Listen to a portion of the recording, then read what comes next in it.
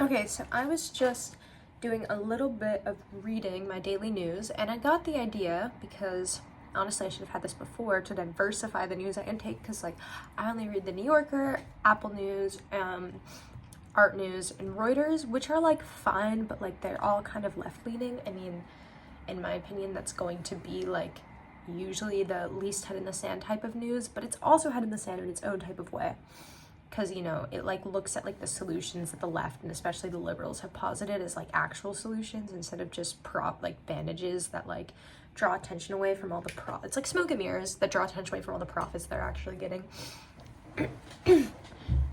That's super vague. I'll go into that another time. That's my own opinion.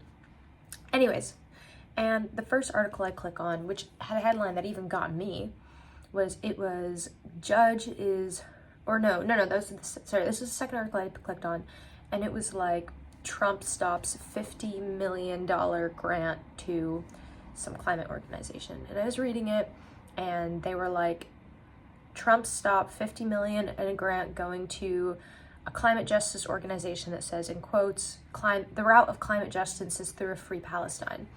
And like, even I was like, oh my gosh, like, look, I can recognize jingoism when I see it. Like, I read that and I was like, yeah, I'm sure they were doing something good with that. I mean, that if there isn't like if there isn't a more like ridiculous, jargony sentence in that, I don't know what is. And you know, I read the whole article and it was like, this organization, and others have had grants stopped to them through Trump, because it's like because you know, the guy that said it, he was like, well, I'm sure Americans would not want their tax dollars going to that. And unfortunately, Americans don't want their tax dollars going to any sort of climate initiatives. But like, can you really blame them? Because look at the way that sentence looks to your average American, okay? To them, all they see is anyone can identify jingoism, especially jingoism and jargon that comes from the other side. So they look at that and they're like, oh, that is the opposite party's jargon. Strike one. Strike two, like, when people see the whole Free Palestine initiative, because of all the anti-Semitism that came out of it last year at some big universities that was espoused, Columbia, as like a purely anti-Semitic thing. And they also see it as another symptom of wokeness, because in their worldview, all of these like left-leaning initiatives don't have real humanitarian roots in them. Like, they aren't really helping real people. In their mind, it's a bunch of like weirdos with pixie cuts, and look, I'd probably be included in this set, jacking themselves off and giving themselves a pat on the back for like, you know, saying stuff about how we need to recycle more. I mean, that's the way that a lot of the people that I know think about it, and obviously that's not really what it is, like, but that's the way they think about it. And then here's another problem with the article. So they didn't link the website in the article. So first of all, that's a deterrent, because they actually had links embedded in the article to like other things on Fox News, but they didn't have any external links. And that is always a bad thing in journalism, because that deters people from going and like reading more outside of the context of the article of what's going on. But that's the whole point of Fox News. Like, they don't want people to get off their site, in my opinion. Okay, look, that's not backed, but in my opinion, they are like one of the worst out there at like keeping people's head in the sands. Like, they push people's heads deeper in the sand. And so I didn't know, they also didn't name the organization. And so I had to copy, or maybe they did name it like a few paragraphs down. I don't remember. But anyways, if you're just reading the first paragraph, like most people do, they teach this in any journalism class, you're not going to get the name of the organization. You only get that quote. And so I copied climate justice through Free Palestine, and it brought me to this organization and to the page where they were talking about it. And it had some ridiculous fucking 4-minute long video of some guru guy talking like he was a cult leader, not really saying anything, just using, again, lots of jargon, and like, that's suspicious on its own, and being like, you know, we need to bring back, like some meditator guy, the loving hands that cared for centuries old olive groves and the tradition of Arab food and hospitality. Okay, it feels really disrespectful to be making fun of that, because like, all these people have been going through literally the worst possible things recently. But just the way he was talking about it, it was clearly like very, like, if that's the only thing that you're gonna see in this organization, you're gonna be like, yeah, these people are full of shit. Like, that $50 million was probably going to funding his next, like, I don't know, eco-friendly designer purchase or some sort of weird convention. Like, you wouldn't think that it was, like, useful. And so, you know, I was like, all right. And they also, again, on the page had, like, a whole bunch of jargon on it, just in general. Actually, like, I feel like I should pull it up, because, yes, like, I had my impressions, but, like, reading from the actual thing is better. Oh,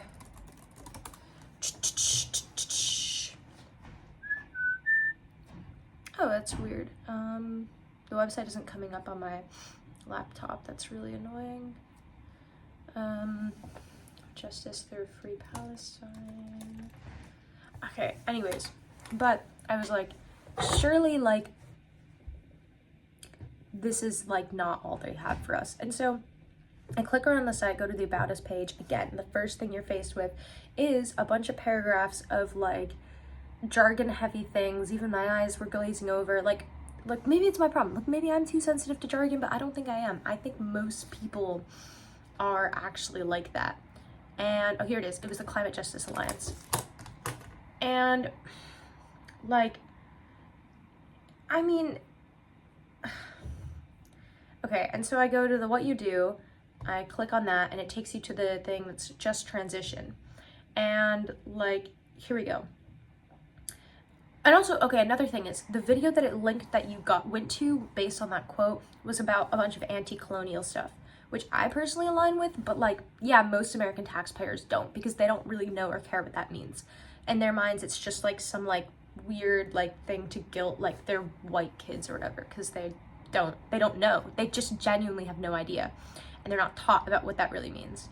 And honestly, even the left don't really know what that means. Sorry.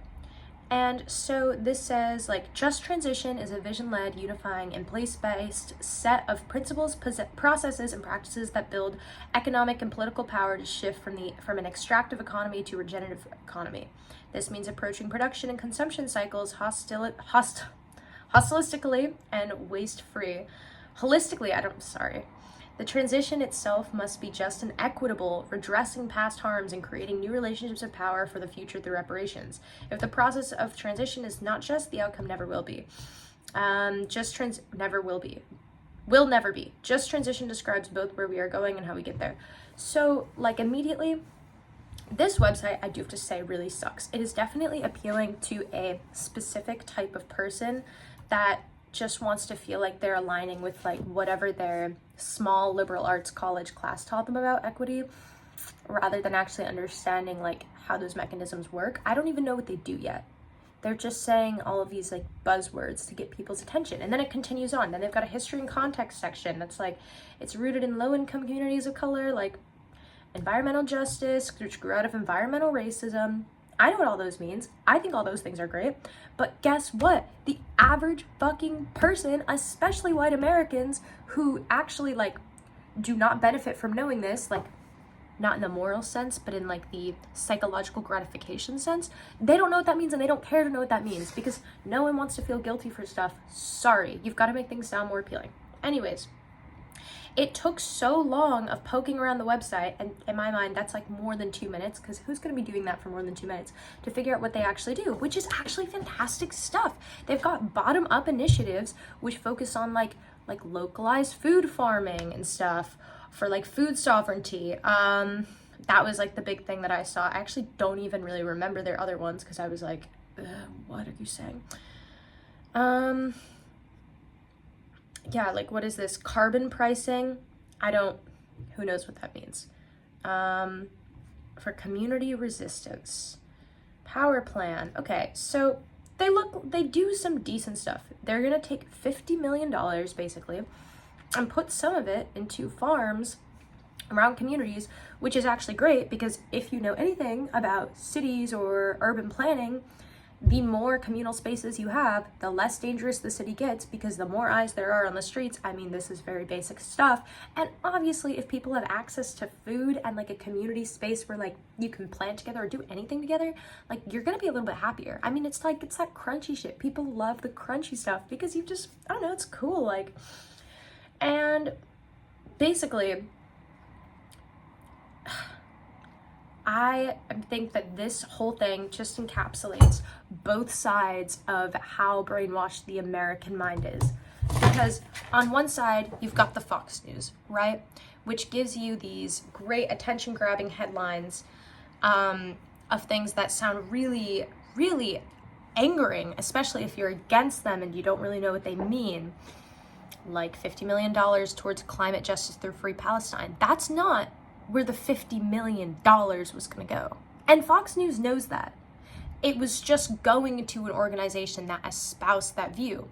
When in reality, that probably, don't take my word for this, I still don't know what they meant by that on their website because they did not explain what their initiatives in Palestine were. But that probably meant like sending food aid to Gaza.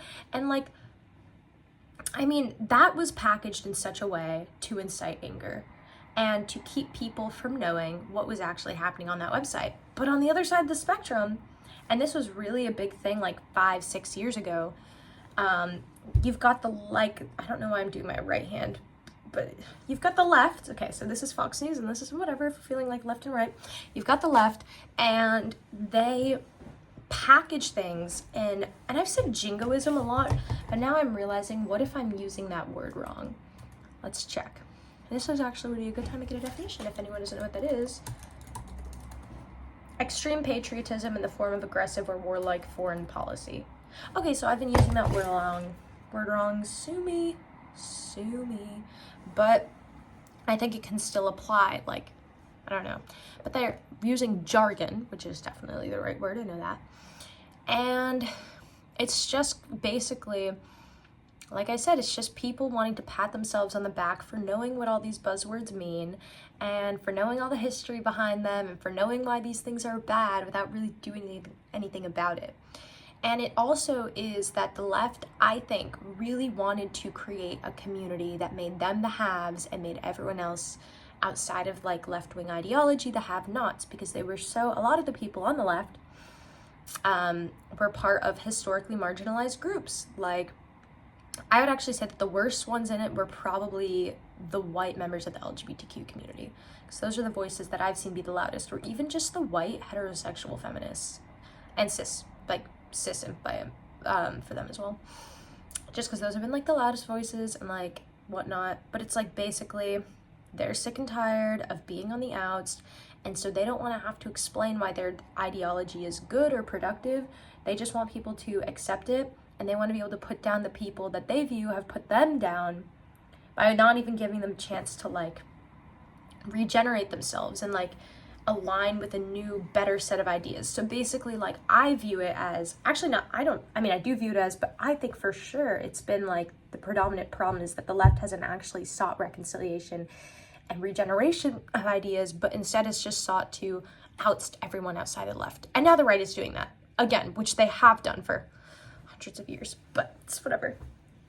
And like, the American media is like this across the board. There are news articles that just simply don't give context, or that just give the most like controversial elements of a topic because they know people aren't going to read beyond the headline. People don't do that. People don't read beyond the headline. People don't read beyond what is linked to the article, what is said in the article, because they don't have time. They don't have time, they don't care. They just don't want to go through the extra efforts. And it's like, they tell you that the first thing that, like I said, the first thing I tell you in journalism class is put your most important information in the first paragraph, because people won't read beyond that if they read beyond the headline at all, usually.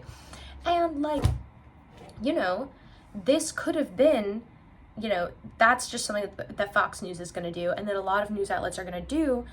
And it's like, these organizations like this left-wing one, they're not doing anything to help that, because a lot of their website is just that community of like, we've got these words about, you know, environmental racism and extractivist policies, and like, even if you know what those means, you just kind of roll your eyes and it's like, yeah, right, and the white saviorism too. Like, it's just, nobody is trying to cater to their audience. Well, that's actually, no, it's that they don't have the audience they say they do. They both say that they have the audience.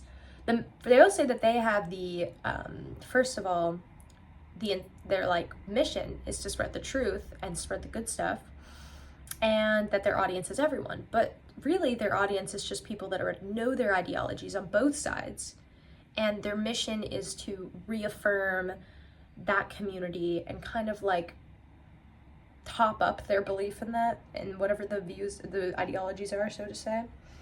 But yeah, and so whether you're on the right or the left in the US, you get your head caught in the sand because of these groups that just want to insulate you further and further and further into whatever view you espouse, rather than having you actually look at the moral issues behind the problem, or like, you know, have you like, honestly, that's really it. They don't have you look at the moral issues behind the problem. They don't have you look at the paper trail behind the problem. They don't have you look at the reality of it. They just have you look at the language and the jargon and see if that makes you feel good or not. And that's why we're all brainwashed, basically. Thank you.